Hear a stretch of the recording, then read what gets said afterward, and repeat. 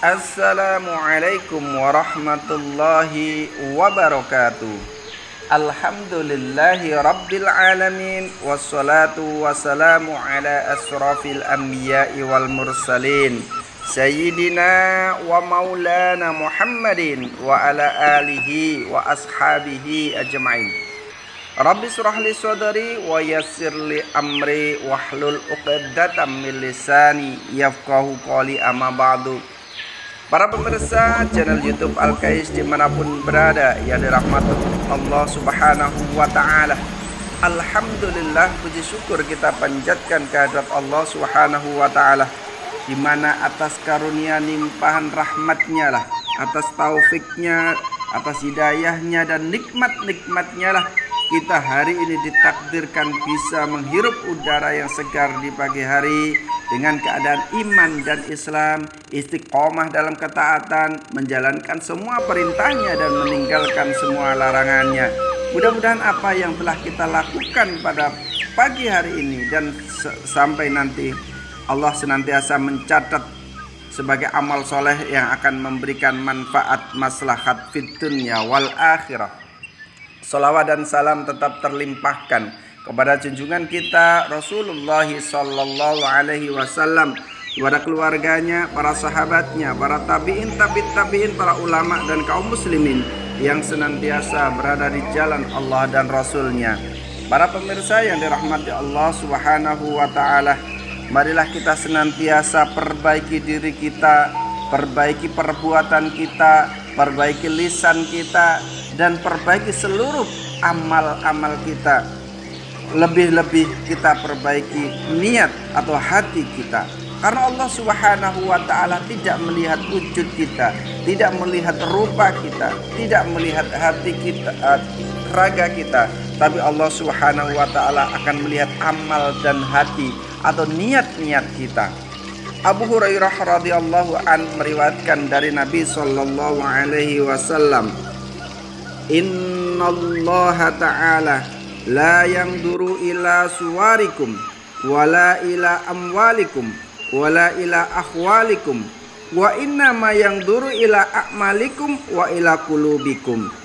Sesungguhnya Allah Subhanahu wa ta'ala tidak melihat rupamu, tidak melihat hartamu, dan tidak pula melihat keadaanmu, akan tetapi Allah melihat amalmu dan melihat hatimu. Para pemirsa yang dirahmati Allah Subhanahu wa ta'ala, rupa tidak akan memberikan kemaslahatan, juga harta juga tidak akan memberikan kebaikan, apalagi keadaan kita. Artinya semua itu tergantung dari amal dan perbuatan kita. Apakah semua yang kita miliki itu hanya untuk mengabdi kepada Allah Subhanahu wa ta'ala atau kepada selain Allah Subhanahu wa ta'ala? Niat hati kita lah yang akan dilihat oleh Allah Subhanahu wa ta'ala. Aisyah radhiyallahu anha meriwayatkan dari Nabi sallallahu alaihi wasallam bahwa beliau Rasulullah bersabda, manil yamasaridallahi bisukhtin nasi waridiyallahu anhu wa arda anhu nasu wa manil tamasa ridhan nasi bisukhtillahi sakhatallahu alaihi wa askhata alaihi nas. Jadi Rasulullah sampaikan, barang siapa mencari ridha Allah dengan membuat jengkel orang lain, maka Allah akan ridho kepadanya dan membuat orang lain tadi ridho kepadanya. Tapi sebaliknya, barang siapa yang mencari ridha orang lain dengan membuat jengkel Allah Subhanahu wa ta'ala, maka Allah akan marah kepadanya dan membuat orang lain pun marah kepadanya. Para pemirsa yang dirahmati Allah Subhanahu wa ta'ala, oleh karena itu carilah ridha Allah walaupun di atas murka orang lain. Carilah ridha Allah walaupun orang kebanyakan tidak menyukainya. Carilah ridha Allah walaupun orang lain sangat mencela kita. Karena dengan ridha Allah, maka Allah akan ridho kepada kita. Sementara jika kita mencari ridha manusia di atas kemurkaan Allah Subhanahu wa taala. Manusia ridho tapi Allah murka, maka Allah jadikan orang manusia yang kita senangi tadi akan menjadi marah kepada kita. Para pemirsa yang dirahmati Allah Subhanahu wa taala, jadi carilah ridho Allah walaupun orang lain tidak menyukainya. Jangan mencari ridho manusia di atas murka Allah Subhanahu wa taala. Para pemirsa yang dirahmati Allah Subhanahu wa taala, maka janganlah kita kemudian senantiasa melihat sebuah perbuatan itu apakah itu akan dinilai baik oleh manusia atau dinilai buruk oleh manusia.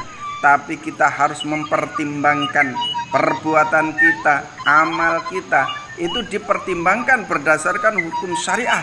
Apakah ini sesuai dengan perintah dan larangan Allah ataukah tidak? Apakah ini Allah ridho ataukah Allah murka? Sehingga apa yang kita lakukan senantiasa diukur dengan hukum-hukum Allah dan Rasulnya, yang insya Allah itu akan menyelamatkan kita.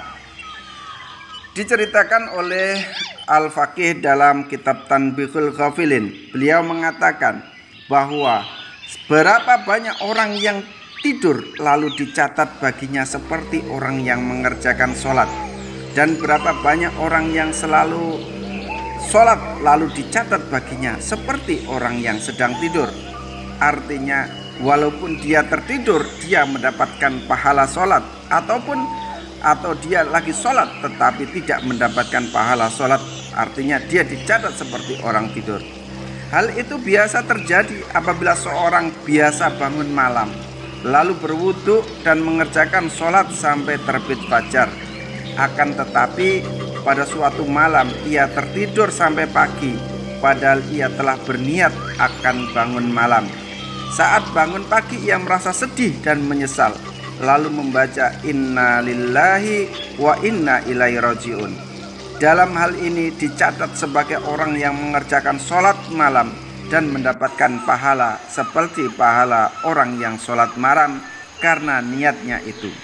Sedangkan seorang yang tidak biasa bangun untuk mengerjakan sholat malam, tiba-tiba pada suatu malam ia terbangun dan menyangka sudah subuh, lalu berwudu dan pergi ke masjid, akan tetapi ternyata belum subuh dan ia menunggu datangnya waktu subuh, sementara hatinya berkata, seandainya saya tahu bahwa fajar belum terbit, niscaya saya tidak akan bangun dulu. Maka dicatatlah termasuk orang yang tidur padahal ia adalah bangun. Para pemirsa yang dirahmati Allah Subhanahu wa taala, jadi hati-hati dengan apa yang kita lakukan. Jangan sampai kita melakukan sesuatu karena orang lain. Jangan sampai kita melakukan sesuatu karena hanya bimbingan nafsu, tapi biasakan kita melakukan sesuatu karena Allah Subhanahu wa taala. Apapun yang kita lakukan seandainya itu karena Allah Subhanahu wa taala dan suatu saat kita lupa untuk mengerjakannya, amalan itu, maka amalan itu pun tercatat sebagai amalan yang dikerjakan walaupun kita tidak mengerjakannya. Tapi sementara kalau amalan itu kemudian karena nafsu kita, maka amalan itu tidak tercatat sebagai amalan yang bisa mendatangkan kebaikan. Oleh karena itu, carilah ridha Allah walaupun di atas murka manusia. Demikian yang bisa kita sampaikan. Subhanakallahumma bihamdika asyhadu an la ilaha illa anta astaghfiruka wa atubu ilaik. Assalamualaikum warahmatullahi wabarakatuh.